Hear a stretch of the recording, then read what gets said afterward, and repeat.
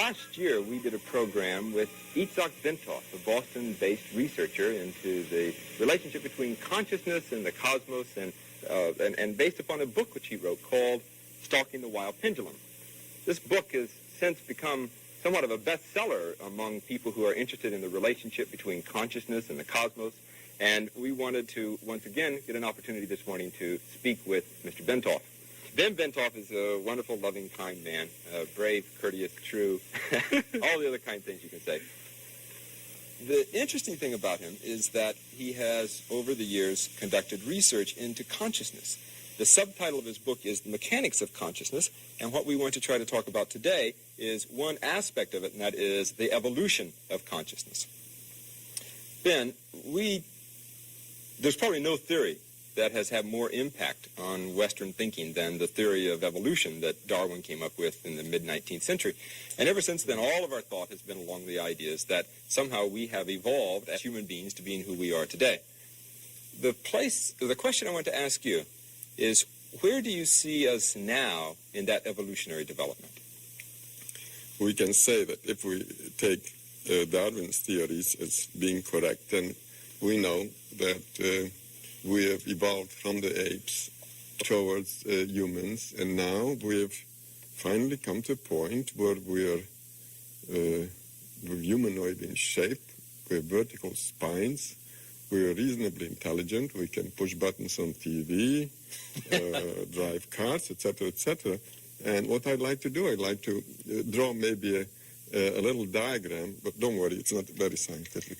Let me draw what is called a bell curve, which looks somehow like this. It's being used in describing random events. And the way this works is the following, that if we assume now, let's take a following situation. Take a little town that has maybe 1,000 people in it. And we have this great desire to find out what the average height of people in this town is.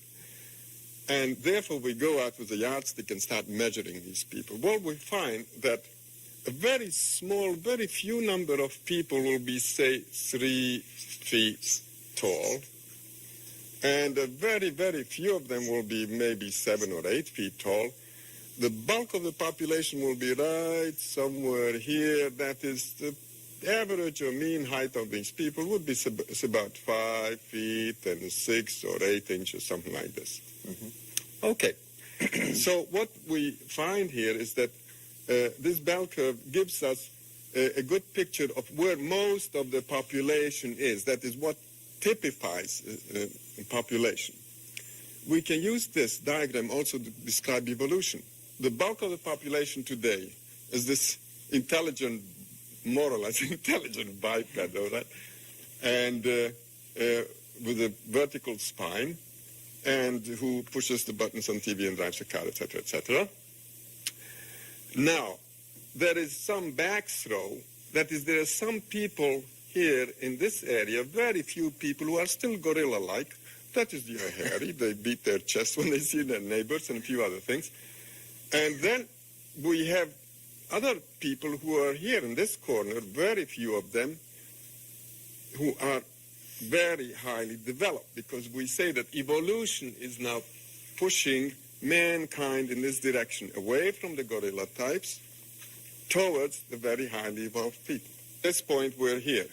What's going to happen maybe 1 million years from now, 500,000 years from now? This curve is going to shift. It's going to shift like this. That is, the bulk of the population will be very, very highly evolved. We have gone away altogether from the gorilla types, no more gorillas. And what we have here now is the average man is now the retarded person in evolutionary terms. The bulk of the population is extremely, very, very highly evolved. And the cutting edge of evolution here, these are very, very highly evolved people. We can't even imagine what kind of person that will be. He may not have a physical body at all. What's the habitat, so to speak, of this group here? Well, you just go out and you find them. They're all over the place. The habitat of this group here, what do you think? Where do you think you find these people here? I suspect that you would find them in universities. You'd find the people who are very bright, people who are in the leading edge of professions. That kind of thing. I mean, it's an intellectual thing, isn't it? Well, I suggest that you find them in mental hospitals, in nut houses. And the reason for that is that these people, they live in a different reality, in a reality which is very changed, and few of them are adapted to live in this reality. So naturally, they can't function very well. So the only safe place, only good place for them would be the mental hospital, unless they can integrate their different view of reality with their daily lives. Now, if they can integrate it, then we have people like Newton, like Darwin, like Faraday. These are the so-called geniuses. The thing that I'm not certain that we have talked about is, what is it that is evolving? Let's put it this way. The nervous system is the thing that is evolving, and the nervous system is supported by a skeleton of bones and muscles and tissue, etc., etc. Now, the nervous system is that thing that gives us the picture of our realities. That is, our realities, that reality which you see all around you, the flowers and the chairs and the microphones and the teacup, is given to us by our senses. Yeah. We don't see light which is beyond UV and beyond infrared. We hear only a limited scale of vibrations, like, for instance, we hear anywhere from 52 to 20,000 maximum. In other words, all our senses are limited. So, with these limited senses, we naturally are seeing through a very narrow kind of tube or very narrow slit in the total reality there is. Now, as you're evolving, what happens is that slit opens up more and more and more. So you see more and more of that reality, and we assume that we see different realities. They're not very different realities, but rather a very extended, broad view of one very large reality. The Bible mentions maybe 4 to 6 colors maximum. Yeah. That is what people saw just about maybe 4,000 years ago. Nowadays, we see hundreds and thousands of colors. That is, our visual system has evolved. Our fellow mammals, like cows and horses, see only black and white. So this is one example of the evolution of the nervous system. The senses are an extension of our nervous system. Our eyes, our ears, etc., are an extension of our brain, so to speak. Okay, so now, before you were talking about the people who were the mutants, either being in the mental hospitals or being geniuses. These are people who have expanded perception, and hence they can see a reality which ordinary people at this stage of evolution are not able to see. Correct. What is the nature of that reality which they're able to see? Well, that is classified as a non-physical reality sometimes. We can take an example. Say, let's take a simple example. The family sitting at dinner table, and say there's a kid, maybe 15 years old, 16 years old, and he looks up and suddenly he says to his mother, "Hey, Ma, look at, there's our dead grandmother is standing in the corner." Mother looks around and says, there's no grandmother there. And she says, "Well, kiddo, there's something wrong with you. You need help." You're crazy. So you're crazy. So she takes him off to the friendly neighborhood psychiatrist, and same thing happens. The psychiatrist will ask him, "Well, kiddo, what do you see?" "Well, you'll see, don't you see, doctor, over there in the corner, don't you see this person standing there?" Well, the psychiatrist turns around, "No, there's no such thing." Well, and then psychiatrist says, "Oh, young fella, you're in troubles," and then he writes out a little prescription for a little Thorazine or electroshock or whatever, and pretty soon, in a matter of 2 weeks, kid is back in shape, very normal. No longer sees anything. Yeah. So the process has been reversed. This is called a psychotic episode or acute schizophrenic break or whatever it is. And what you would say is that there's a good chance that kid is seen. Very good chance that the kid has a spontaneous opening of his senses. So that the evolution has been rushed up or hurried up? Yeah. Now, this actually happens. There are techniques to do this. But the Eastern people, the yogis, have developed systems to do this, to push the nervous system rapidly. But it happens very often spontaneously without someone trying to do anything about it, and just happens. And then, naturally, in the olden days, these kinds of things used to be called miracles. Yeah. And nowadays, there's no more miracles. Well, let's take this. And it's interesting, isn't it? Because you think of, what you call the spontaneous opening of expanded awareness. Correct. Right? I mean, that's sort of a lot of words to say something. But in an earlier time, it was called a miraculous occurrence. Yeah. Elevated consciousness. Right. A time of great revelation, of God speaking to you. Now, take like this fellow, St. Paul, yeah? He's going or walking or riding to Damascus in the olden days. And suddenly this big ball of white light descends, and Jesus standing in the ball of light, and he says, hey, why don't you lay off of my people and stop doing whatever you're doing and all that. And he's very impressed, and he's even blinded, and he falls down, and one thing and another. But anyway, he makes it somehow to Damascus. And there he starts a big campaign, and he talks about his experience and the big public relations thing, and he got the thing going. He got the church built, and the Judeo-Christian ethic came out of this, and bingo, and all the things that, that go with this. So we've got something. Yeah. Now, suppose the same thing would happen, and this fellow, so St. Paul, say, is driving down on Route 128, yeah? Driving down. Route 128 doesn't go to Damascus. Well, it doesn't go to Damascus. It goes to It goes to Dedham. So, okay. So then this fellow is driving, and suddenly this big ball of light descends in front of his windshield, and there's Jesus standing in front of him, and he gets very, very impressed, and his driving naturally gets kind of wobbly.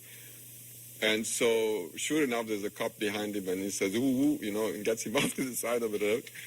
And he says, sir, may I have your license and registration and all that? And this fellow is so impressed, and he keeps babbling something about Jesus and all that. And the cop says, well, you must be driving under the influence, right?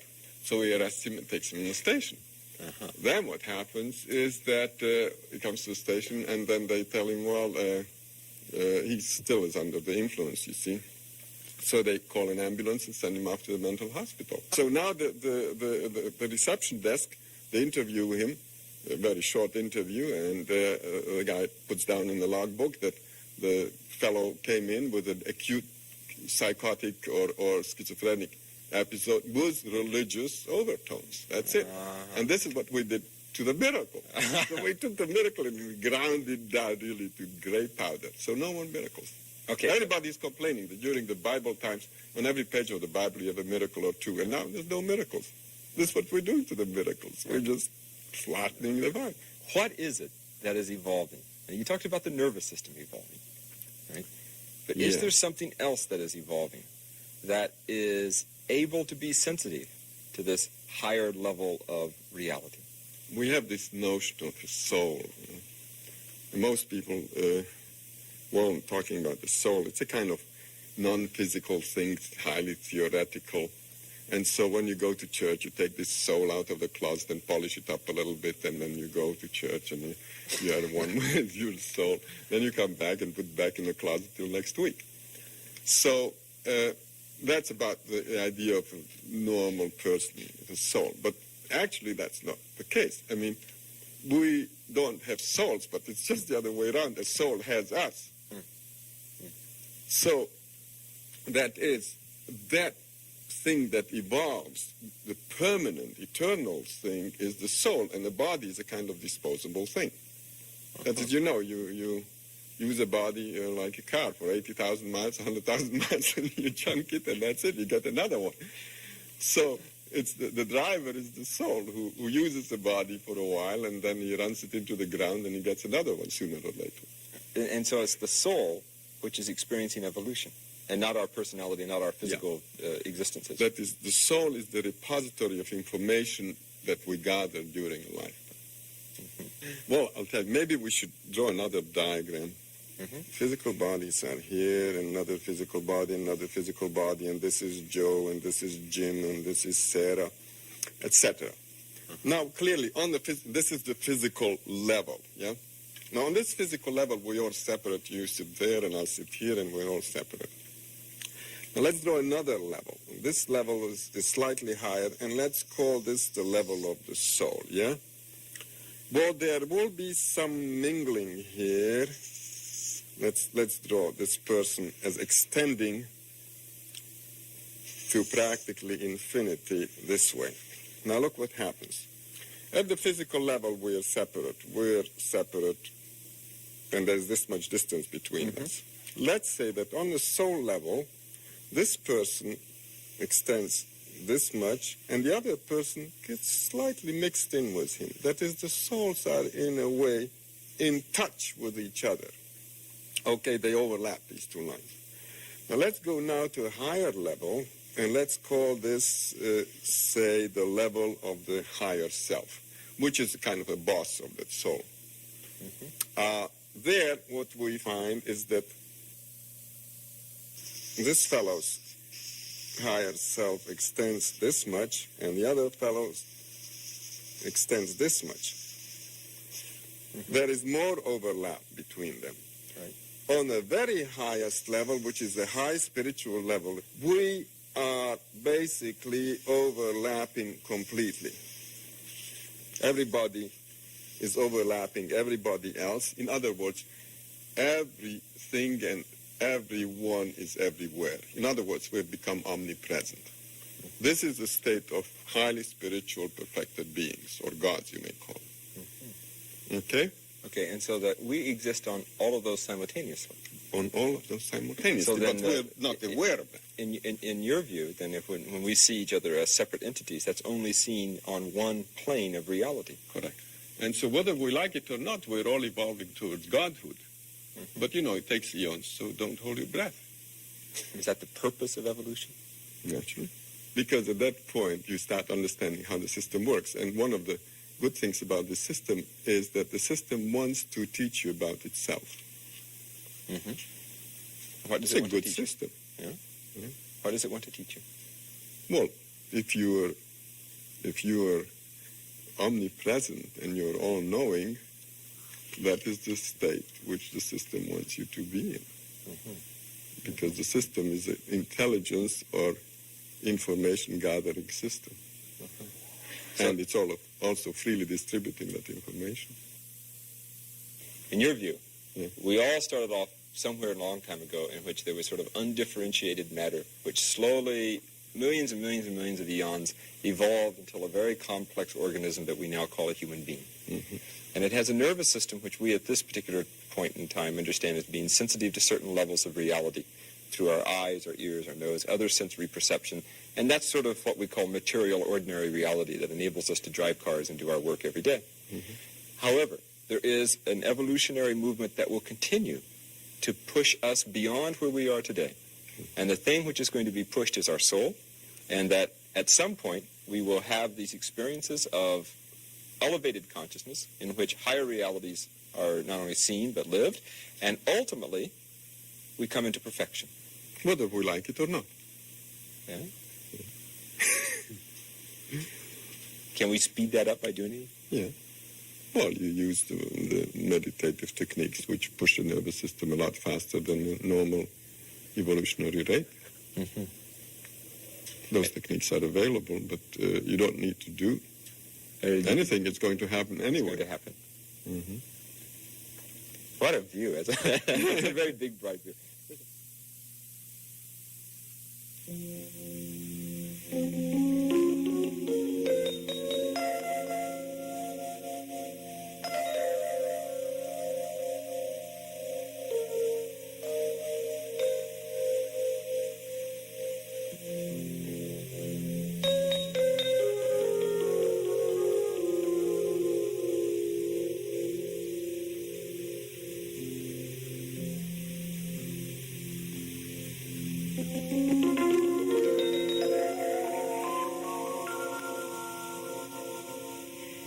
His full name was pronounced Itzhak Bentov, but to most people he was known simply as Ben. Ben would usually start his talks by saying, "Now we will talk about all there is, from atom to cosmos, from humanhood to godhood, no less." And he would talk about the nature of reality and our place in it, and his own model of the universe, and his personal experiences in expanded states of consciousness. And finally, at the end, the ultimate question: who runs the show? Ben had a tremendous sense of humor and a capacity to explain very complex ideas in a very simple and understandable way. And he illustrated his 2 books with his own cartoon-like drawings. Niels Bohr has said, "Some things are so serious that one can only laugh about them." Ben called himself a nuts and bolts man, a plumber. He was trained as a mechanical engineer, and somewhere along the way he started meditating and his consciousness opened up, so that reality began to be perceived by him in 2 ways, 2 kinds of knowledge: the linear, scientific, objective knowledge, and the direct, intuitive, inner knowledge of a mystic. And the combination of these 2 gave him a unique and a very unusual perspective on the nature of reality. First of all, he saw reality as a hologram. It's a totality in which every part is related to every other part, and they're all interdependent. And this hologram he perceived as vibratory in nature. In other words, as he said, it's an off and on reality, and we are only part-time here. It's an oscillating field. And it may appear to us as a continuous reality, whereas in fact it's like a film composed of separate frames.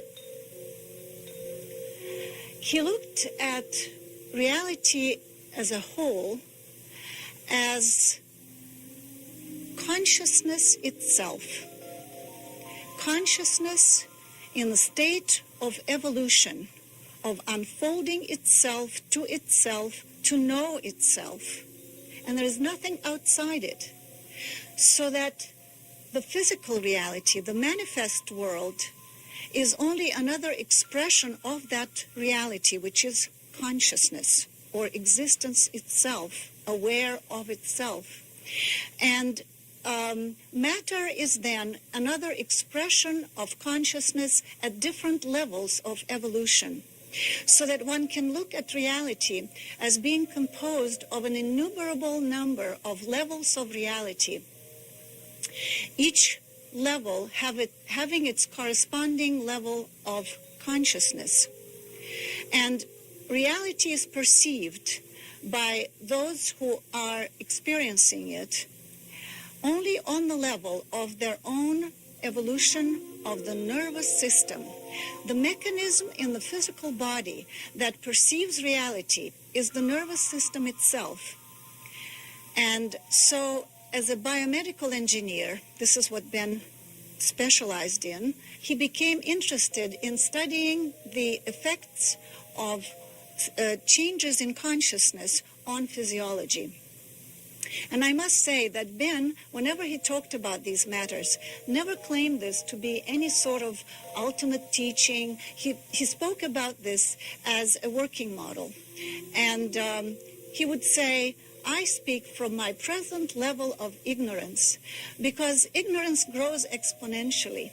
The more questions you ask and the more answers you get, the more questions there are to ask. So it's an unending process of unfoldment of consciousness. And Ben saw reality, or I should say reality unfolded itself to him in the form of structure, because he dealt with mechanisms. To someone else, with another background, reality would reveal itself in terms of, let's say, poetic metaphor or vibrations of different sounds to a musician, so that we all are like snowflakes, all similar, yet all different. And the subtitles of his two books actually indicate that reality appeared to him in terms of structure, because the subtitles are on the mechanics of consciousness and on the mechanics of creation.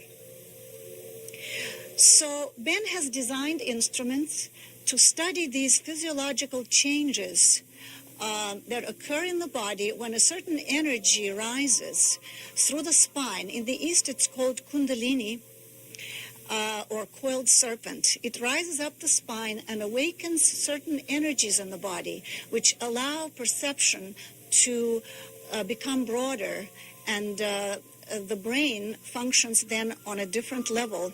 He called it his model of Kundalini. Ben looked at reality as being driven by the force of evolution to infinity as consciousness unfolds itself. So in this graph, this arrow would represent the energy of evolution.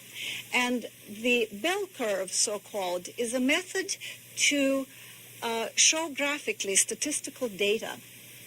And if the peak of this curve represents the average level of consciousness of humanity now, and the lower end of it shows the lowest level of consciousness, let's say the mafia types, as he used to put it, then the cutting edge here, the highest edge, would be individuals such as Einstein or Leonardo da Vinci.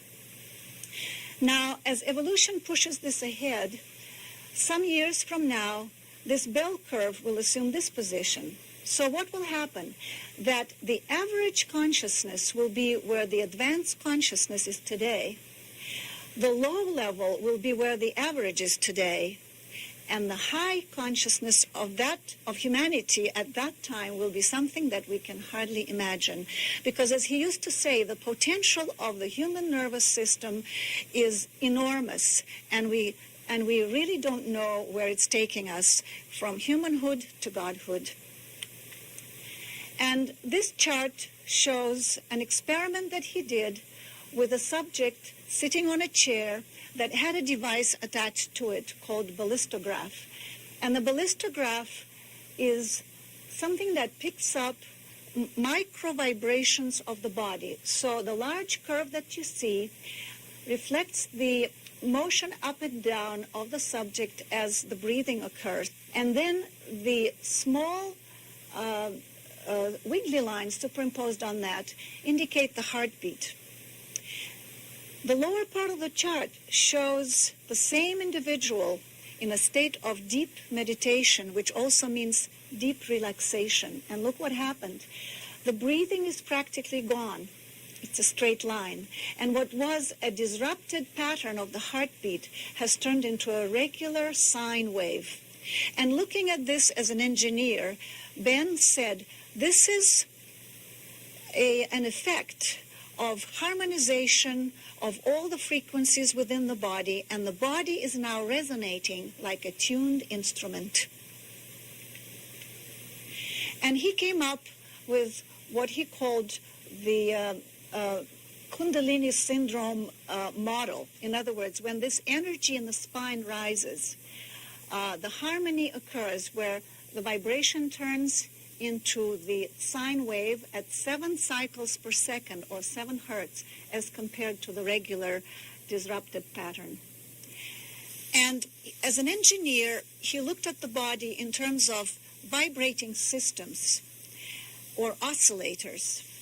And in this case, there are 5. The heart-aorta system, the brain itself, a cavity in the brain which is filled with fluid, a ventricle, and then the brain itself, the sensory cortex, and then all this results in an electromagnetic field around the head. A system which comes into harmony within itself becomes more powerful than others, and it will entrain, this is another term he used, it will entrain or pull after itself a system that is out of harmony. So once this oscillator or resonating system comes into harmony, it will trigger the rest one after the other. It's a domino effect.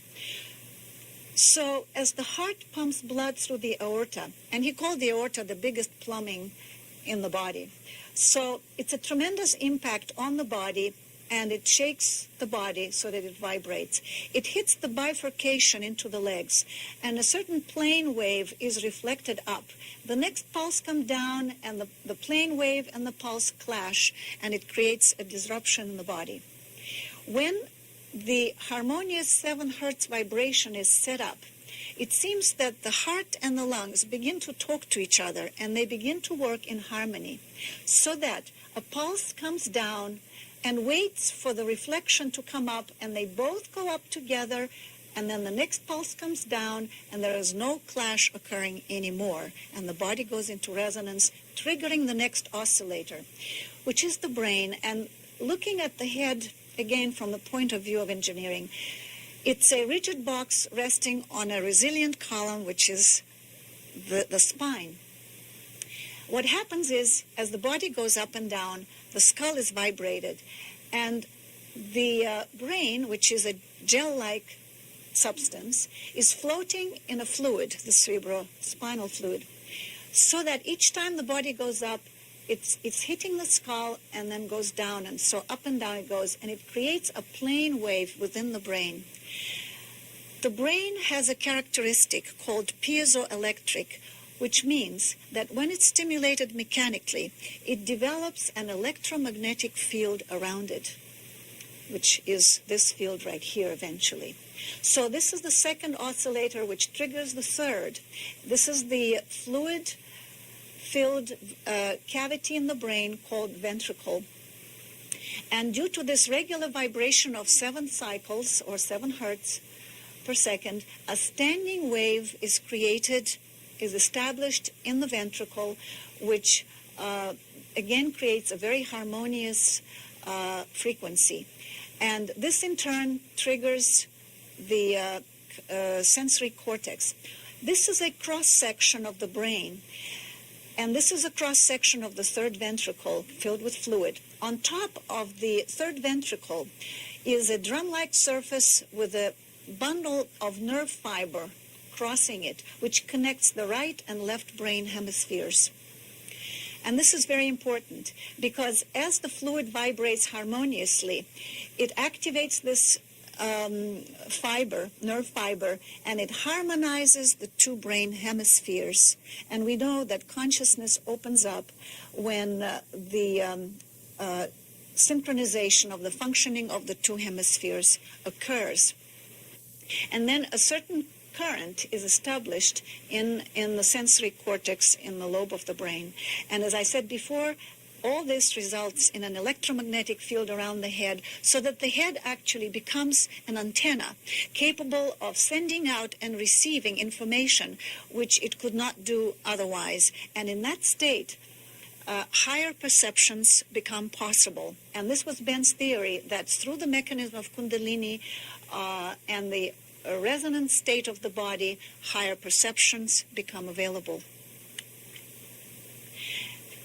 This is an illustration of the sympathetic resonance, how those oscillators trigger each other. If you pluck the strings of this violin, then the strings on this one will resonate without being touched. And this is how the oscillators relate to each other through resonance.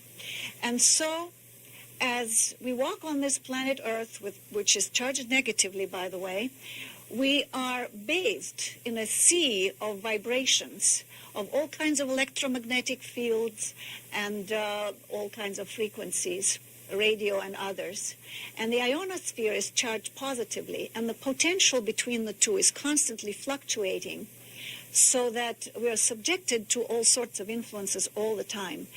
But in that state of resonance at 7 hertz, we plug into the vibration of the Earth itself, which is stable, and it happens to be the same 7 cycles per second, so that this biosphere around the Earth resonates at the same frequency, and we get locked into the frequency of the planet itself.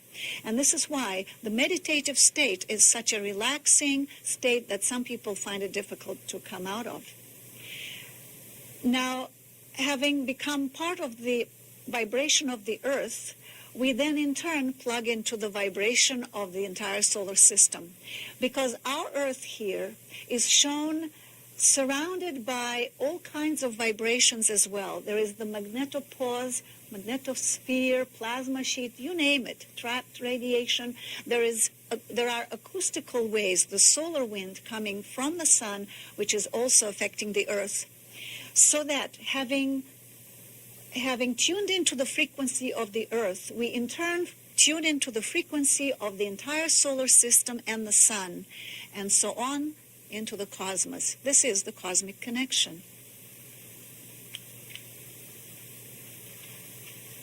As Ben measured these fields around the body, he found that at that frequency of 7 hertz, the field around the body expands the energy that can be measured, and it extends to about 20 inches and tapers off. In a situation where there were hundreds of people meditating at the same time, Ben conducted an experiment because many of these individuals reported hearing inner sounds inside their heads.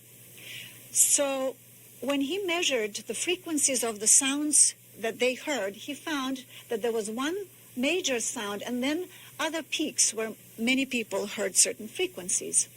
And as he looked at this, and of course this is in kilohertz, as he looked at this, he realized that these other peaks are really the harmonics of the initial sound. In other words, everybody is really hearing one sound, but then it breaks up into harmonics, and some people hear entire chords.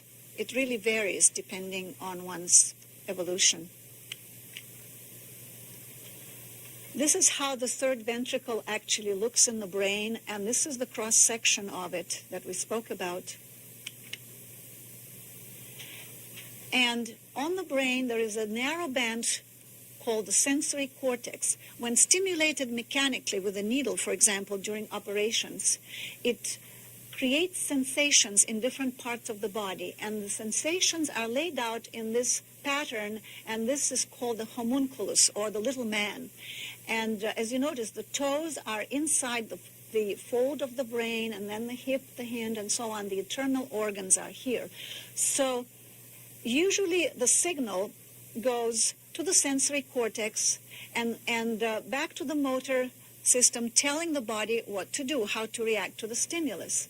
But what happens in the Kundalini process, that this circuit becomes activated, and one begins to experience certain parts of the body spontaneously without them being actually stimulated physically. So one doesn't really know, is it happening in the brain or is it happening on the physical level? So eventually, as this current, and he really called it not a current, but an alignment of neurons due to the stimulation of the fiber here, the nerve fiber across the brain, this alignment eventually becomes a permanent situation, so that one's range of perceptions is tremendously expanded. And another thing that happens is that this current or alignment goes also through the pleasure centers, so that actually a person in this state is in a state of bliss, and a yogi sitting in a cave in Himalayas is actually having a lot of fun. So nobody's forcing them to sit for days on end cross-legged.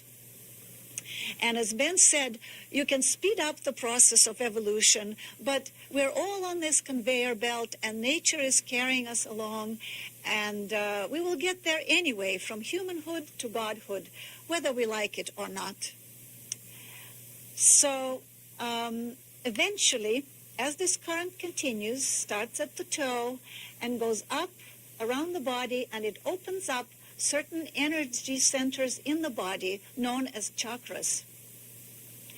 And eventually the current begins to go round and round, and its function is to clear the body of stress so that it can actually perceive higher realities. And if there is a blockage anywhere, it will keep pushing through that until it's cleared so that it can actually go further. And some people can experience great discomfort because of that and not understanding what the mechanism is. And Ben wanted actually to inform the medical community, particularly the psychiatric community, about the phenomenon so that certain symptoms would not be misdiagnosed sometimes as they are as schizophrenia or actually some physical illness, which it is not. Certainly this mechanism and this phenomenon was known in antiquity, and this pharaoh is saying, my status symbol is this, that my kundalini has risen to the center in the forehead. And in this painting, it's being said, again, it's all coded in these graphic patterns.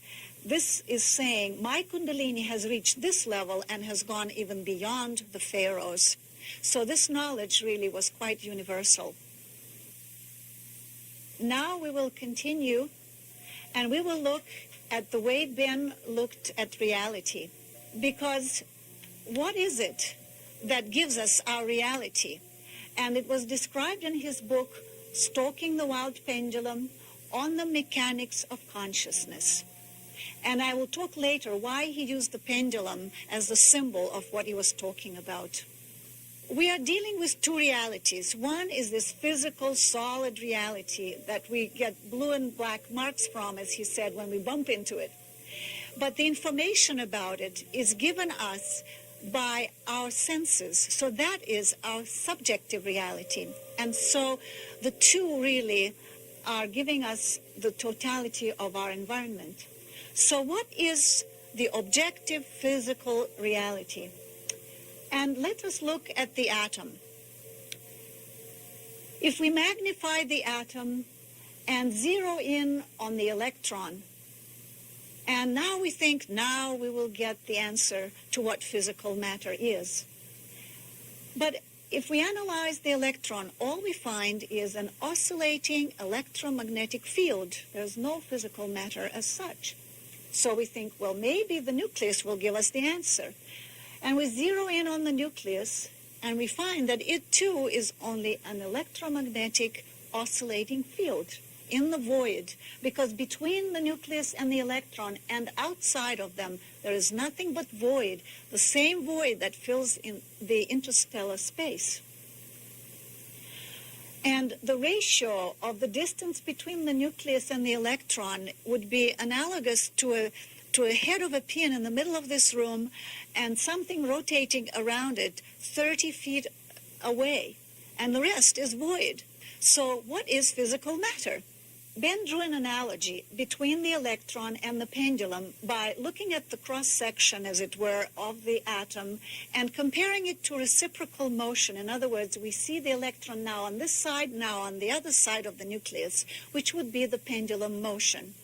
So what happens in the pendulum? It stops, it moves, stops, and moves again. In other words, it's action and rest, action and rest.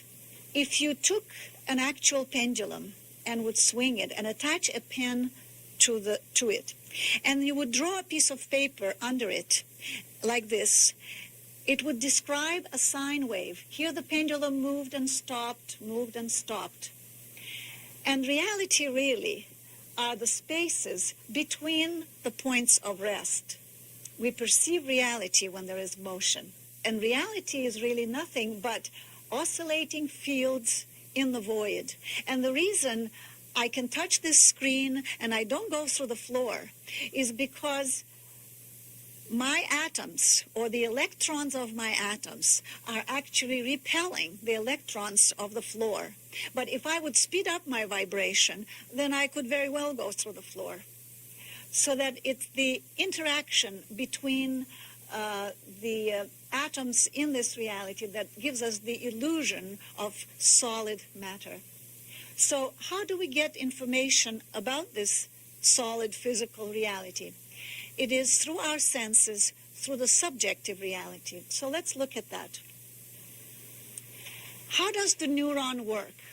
If this is a neuron, and this is the baseline when the neuron is at rest, when it's stimulated by something, and it doesn't care whether it's a loud noise or a bright light, it simply says, ouch, I'm being disturbed. So the more such spikes you have on the baseline, the more intense the stimulus. But somehow through a miracle of our physiology, our brain can construct our reality out of these spikes that simply indicate a stimulation of the nervous system. And we see beautiful flowers and animals and the sky and so forth. And as we know, our senses are very inadequate. They're very limited and imperfect. Even bees, for example, can perceive ultraviolet light, and dogs can hear the ultrasonic, so that we see reality through our senses only through a very narrow slot, and the rest is really unknown to us. And so we're looking at the physical objective reality, which is oscillating, as we saw, through another system, our subjective reality through our nervous system, which also perceives it through action, rest and action and rest and action and rest. So one oscillating system is looking at another oscillating system, and the picture is very blurred indeed. We can extend our realities through instruments, telescopes and microscopes, but in the final analysis, it is only our senses that give us the knowledge. So our subjective reality then is the sum of impressions conveyed by our senses, coded in periods of action and rest, which are oscillating electrical states of the nervous system. And we're constantly comparing one thing to another, otherwise we would not perceive reality. For example, if the muscle of the eye is anesthetized, then we do not see anything, because the eye needs to scan all the time in order to see something. So both realities become real due to a change occurring between two states of rest. When there is change, there is motion, and when there is no change and a total state of rest, then reality, as far as we are concerned, disappears because we cannot perceive it. So let's look at the overall picture. Here is the atom, and it can be represented as a sine wave of motion and rest, which is analogous to the motion of the pendulum. Now, let us take a hypothetical situation where we are taking a wavelength, let's say a red photon, which has a very large amplitude. The distances between the points of rest are very far apart. And then we take the same, let's say 1 inch, in other words, the same unit of frequencies, and we speed them up so that within the same length we have maybe more ups and downs, and let's say it's a violet photon, and then the points of rest get a little closer together, but we get more of them within that span. Then we speed it up even more, let's say the gamma rays or X-rays, and we see that we get even more spikes and or waves, and they get even closer together. Now, let us imagine a hypothetical situation where the speed has become so fast that it's become infinite. At infinite speed, there will be no more oscillation, and the points of rest will in fact overlap, and you would get a straight line. Now, what kind of state would that be? First of all, we see that it's a paradox, because the infinite speed now has become total rest. We could probably call it the state of the absolute. It's the source out of which all the frequencies arise. And it will also have the maximum energy. All energy is in it, but it's all in a potential state. And when it begins to vibrate, then it creates all these different frequencies which begin to interact, as we saw before, creating our reality. So one could summarize this by saying the absolute is the point where extremes merge, and a state of rest implies infinite speed. In fact, they become one and the same. And this state, the absolute state, is the substrate for all reality which emerges out of it. In particle physics, there is a principle of uncertainty which was formulated by Heisenberg, and it says, when the momentum or the speed of a particle is known, its position becomes unknowable. The more we know about one, the less we know about the other. Applied to the pendulum, what does it give us? When the pendulum stops before it reverses direction, we do know its speed because it's 0. And then it stops again and we know its speed again. So that means that at those points, its location becomes unknowable. And as Ben said, it can be found anywhere in the universe. That is, it becomes the universe. It fills all creation. It is everywhere. And based on this, he developed much of his further thinking. If this is our solid reality, and like a pendulum, we oscillate and we take off every now and then, and we touch that absolute state of total rest. But it happens so fast that we're not even aware of it. And we come back as if nothing had happened. But suppose we can expand that state and experience it, and in fact we can, then this is what will happen. Here is our reality, and here is the other reality, which we now have expanded. And we can be conscious on that level simultaneously with this level, so that we can actually have the benefit of both, and we can explore that reality and bring back the information. And this is in fact what Ben did, and the information that I will be talking about from now on was received in those states of expanded consciousness.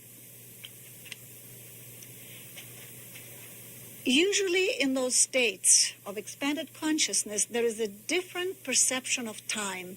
People who come out of those states usually say, time has stopped, or at least it's slowed down. What is happening here? And to put it in some kind of perspective, Ben designed this diagram. This is our time-space, and this is the now moment where they cross, which is going from the past into the future, the eternal now moment. And we can project 1 second on it, 2 seconds on it, and so forth. It's very reliable, and we can measure it, and we can catch trains on time and be to work on time and so forth. However, superimposed on that are two other vectors of space-time, which are our subjective space-time. And usually they overlap, and we don't even know the difference. But in altered states of consciousness, there is a deviation. And by altered states, we can mean sleep or meditation or those deep altered states. And the angle of deviation actually determines the depth of that state. And look what happens. If we project 1 second, we see that now in this position of the subjective time, we have 2 seconds for 1 objective second, which means that our time has already doubled. Now visualize the situation where the subjective time tilts more and more and more, where it practically becomes parallel with objective space. And this is what it would look like. Our subjective time is now overlapping objective space. What kind of situation would that be? Well, it would take no time to go anywhere, because you are everywhere at once, because your subjective time has overlapped objective space and it's become infinite. This would be the state of samadhi, the ultimate expansion of consciousness in which your consciousness fills the entire universe. Well, in those states, where does one go? There are many places to go. And again, to put it into some kind of perspective, Ben designed this diagram of the levels of consciousness in creation, because every level, as we saw before, reflects a state of evolution of matter on that level. And there is an indigenous population on all these levels that relates to that level. And our human band is only over here. So he looked at consciousness in its totality. If this vector here represents the quality of consciousness, this one represents the quantity of consciousness, or the capacity of a nervous system to react to stimuli. So here we put the atom, the virus, the plant, and an animal, and finally a human being. So this is where we are in the range of things, and there are many other levels above, and of course it's all going towards the ultimate state of the absolute that we talked about before, and they're all contained within it. Consciousness is modular. A larger consciousness contains a lesser consciousness. We also see here these curves, and these are called energy exchange curves, and they peak in the middle of each band, which means that the interaction with the environment here is the highest. And I find myself, and you find yourselves, in this physical reality because our energy exchange curve is highest in this level. However, we can also interact with the neighboring realities, but as you can see, the curve here tapers off so that we're not interacting as clearly and as well in those other realities, but still we do.